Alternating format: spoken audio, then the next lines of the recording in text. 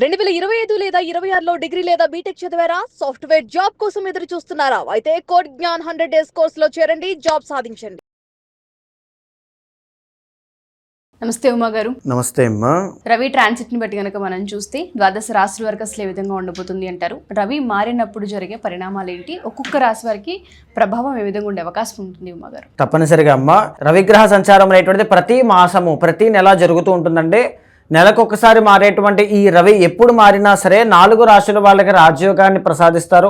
మిగతా రాశుల వాళ్ళకి కొన్ని సామాన్యమైన, కొంతమందికి అయితే కొంచెం దుర్భరమైనటువంటి ఇబ్బందులు కూడా ఇచ్చే ప్రయత్నం చేస్తారు.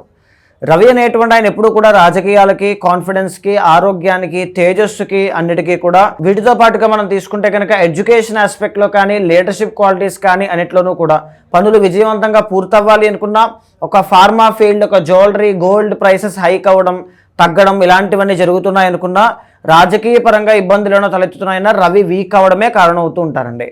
ఇకపోతే ఇప్పుడున్న స్పెషాలిటీ ఏంటి అంటే, రవి అనేటువంటి ఆయన తన స్వక్షేత్రమైనటువంటి సొంత ఇల్లు అయినటువంటి ఓన్ సైన్ అయిన సింహరాశిలోకి ఎంటర్ అవుతున్నారు. ఆగస్టు 17వ తారీఖు దగ్గర నుంచి సెప్టెంబర్ 17వ తారీఖు దాకా రవి అనేటువంటి ఆయన సింహరాశిలో ట్రావెల్ చేసినంత కాలము కొన్ని రాశుల వాళ్ళకి రాజయోగం తప్పనిసరిగా ఉంది, కొన్ని రాశుల వాళ్ళకి ఇబ్బందికరమైన పరిస్థితులు కూడా ఉన్నాయి. ఇకపోతే ఈ నెల రోజుల్లో ఎలాంటి రాజయోగాలు, ఎలాంటి పరిస్థితులు ఏ రాశుల వాళ్ళకి కలగబోతున్నాయో మనం డీటెయిల్గా చూసే ప్రయత్నం చేద్దామండి. వృశ్చిక రాశి వారికి కనుక మనం చూసుకుంటే రవి ట్రాన్సిట్ ని బట్టి ఈ రాశి వారికి ఎటువంటి ప్రభావాలు ఉండబోతున్నాయి అంటారు? తప్పనిసరిగా అమ్మ, ఎన్నో రోజుల నుంచి వెయిట్ చేసేటువంటి ఘడియ వృశ్చిక రాశి వాళ్ళకి ఈ ఆగస్టు 17వ తారీఖు దగ్గర నుంచి ఆసన్నం కాబోతోంది అని చెప్పొచ్చండి. కెరీర్ పరంగా, వృత్తిపరంగా, జాబ్ కానీ, బిజినెస్ కానీ, మీరు ఏ పనుల్లో ఉన్నా, మీ పని యొక్క ప్రయత్న బలం ఇంకా పెరగాలి అనుకుంటూ ఉన్నా, అవకాశాలు రావాలనుకుంటూ ఉన్నా, విజయ పరంపర మీరు చూడాలి అనుకుంటూ ఉన్నా, ఆగస్టు 17వ తారీఖు దగ్గర నుంచి సెప్టెంబర్ 17వ తారీఖు మధ్యలో ఏ వృశ్చిక రాశి వారికైనా కెరీర్ పరంగా అభివృద్ధి చూడవలసిందే, తప్పనిసరిగా అది కనబడుతుంది.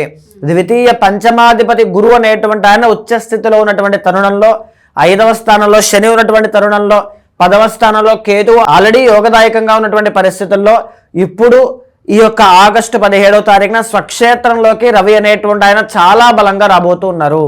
మీ కెరీర్ అనేటువంటిది గ్రో అవ్వబోతోంది, చాలా అద్భుతంగా వెళ్ళబోతోంది.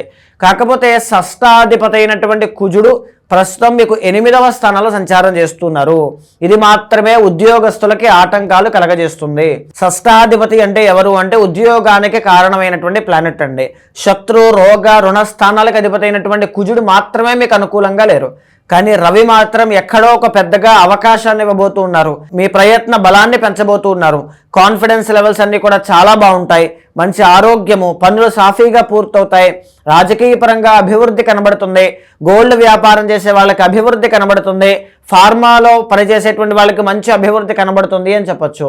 కుజుడి యొక్క అనుగ్రహాన్ని మీరు ఈ మాసంలో కనుక పొందగలిగితే వృశ్చిక రాశి వాళ్ళకి అద్భుతమైనటువంటి యోగం పట్టబోతోందండి. బగళాముఖి అమ్మవారికి సంబంధించిన హోమం చేయండి. లేదా రెండవది, కుజుడికి అధిపతి సుబ్రహ్మణ్య స్వామివారి కాబట్టి సుబ్రహ్మణ్య స్వామివారికి ఏకాదశ రుద్రాభిషేకం చేయించండి. సుబ్రహ్మణ్య స్వామివారికి ఎర్ర మందార పుష్పాలతో అర్చన చేయాలి. లేదా సుబ్రహ్మణ్య పాశుపతంతో మహాలింగ అర్చన చేయాలి. సుబ్రహ్మణ్య కళ్యాణం చేయండి. లేదా కందులు దానంగా ఇవ్వండి. చిన్న వెండి పడగ దానంగా ఇవ్వండి. వీలైతే చెయ్యగలిగితే బ్లడ్ డొనేషన్, రక్తదానము కూడా చేయండి. ఇది చేసిన వాళ్ళకి, వృశ్చిక రాశి వాళ్ళకి ఈ మాసంలో, వచ్చే మాసంలో కూడా రవి దశమ ఏకాదశ స్థానాల్లో యోగిస్తారు కాబట్టి ఆల్మోస్ట్ అక్టోబర్ 17వ తారీఖు దాకా అద్భుతమైనటువంటి కెరీర్ యోగం అంతా కూడా వృశ్చిక రాశి వాళ్ళకి సొంతం కాబోతుంది. ఈ సుబ్రహ్మణ్య ఆరాధన, కుజగ్రహ శాంతి తప్పనిసరిగా చేయాలి. తప్పకుండా ఉమా గారు. సో ఎవరైనా సరే ప్రత్యేకించి జన్మ జాతక రీత్యా పర్సనల్గా ఒకసారి మీ దాకా వచ్చి జాతకాన్ని చూపించుకోవాలనుకున్నా, హోమాలు చేయించుకోవాలనుకున్నా, పూజలు చేయించుకోవాలనుకున్నా మీ దాకా ఎలా రావచ్చు అంటారు ఉమా గారు? తప్పనిసరిగా అండి. అలాంటి వాళ్ళు ఎవరున్నా సరే మీకు కింద కనిపించే నెంబర్కి కాల్ చేస్తే మా వాళ్ళు మీకు పూర్తి వివరాలు అందిస్తారు. తప్పకుండా ఒక బ్రదర్లా కావచ్చు, ఆస్ట్రాలజర్లా కావచ్చు, ఒక ఫ్యామిలీ మెంబర్లా కావచ్చు, ఏ డౌట్ ఉన్నా మీ వెనకాల నేను ఉంటాను. గోచారంతో సమన్వయం చేస్తూ వ్యక్తిగత జాతకాన్ని, ఏ దోషాలున్నా శాంతి పరిహారములు ఆచరింపచేసి భగవత్ అనుగ్రహం కలిగేలా చేస్తాను. థ్యాంక్ యూ ఉమా గారు. Thank you so much. నమస్తే అమ్మా.